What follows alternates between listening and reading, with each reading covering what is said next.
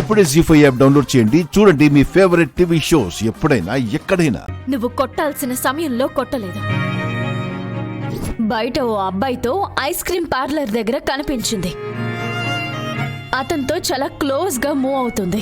వదినా, తల్లిగా ఈడొచ్చిన ఆడపిల్ల ఎప్పుడు ఏం చేస్తుంది అని కనిపెట్టుకుని ఉండాల్సిన బాధ్యత నీ మీద ఉంది. రేపటి రోజున జరగరాందేదైనా జరిగింది అంటే అప్పుడు తెలుస్తుంది.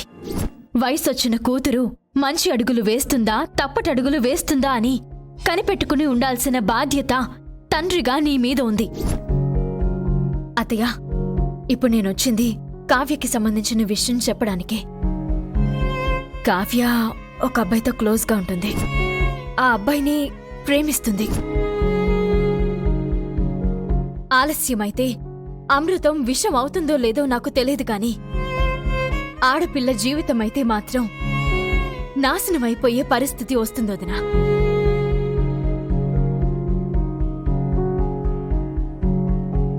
ఇప్పటికీ నేను చేసింది తప్పని మీకనిపిస్తే మీరు నాకు ఎలాంటి శిక్ష అయినా వేయండి. ఓ తండ్రిగా నీ బాధ్యతేంటో తెలుసుకో అన్నయ్య అంటూ పదే పదే నన్ను హెచ్చరిస్తూ ఉండేదానివి. నేనే నిర్లక్ష్యంగా వ్యవహరించాను. చిన్నదాని వైపోయావు. లేదంటే నీ కాళ్ళు పట్టుకునేవాణ్ణి. అనయ్య, అంత మాట మాట్లాడకండి.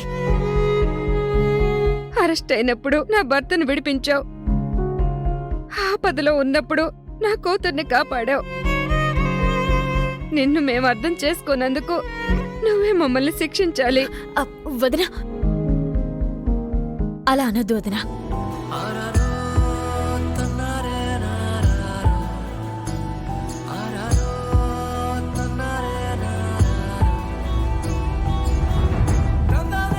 ఊరుకోదనా. మీరర్థం చేసుకున్నట్టు ఇంట్లో వాళ్ళందరూ నా చెల్లెల్ని ఎప్పుడు అర్థం చేసుకుంటారో. బావా, జరిగిందంతా మీకు తెలిసింది కదా. ఇప్పుడు కావ్య సమస్యకి పరిష్కారం ఏంటో ఆలోచించండి. అమ్మా నాన్నలైతే ఇంకా కోపంగా ఉన్నారు. ఏం చేయాలో మాకు అర్థం కావట్లేదు. సమస్యకు పరిష్కారం ఆ ఇంట్లోనే తేలాలి. ఎందుకంటే కావ్య చిన్నప్పటినుంచి ఆ ఇంట్లోనే పెరిగి పెద్ద అయింది.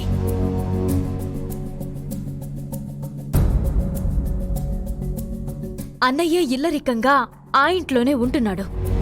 ఇప్పుడు వీళ్లకు నిజాలు తెలిసాయి కాబట్టి అత్తయ్య వాళ్ళ దగ్గరికి వెళ్ళి న్యాయం చేయమని అడుగుదాం.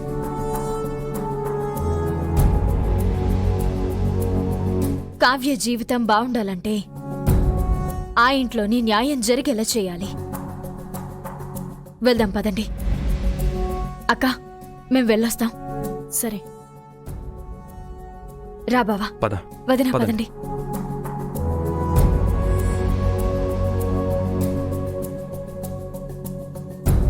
వేదవతి గారి కంటే ఎక్కువ పెద్దరికం ఉంది నీ చెల్లెలి దగ్గర.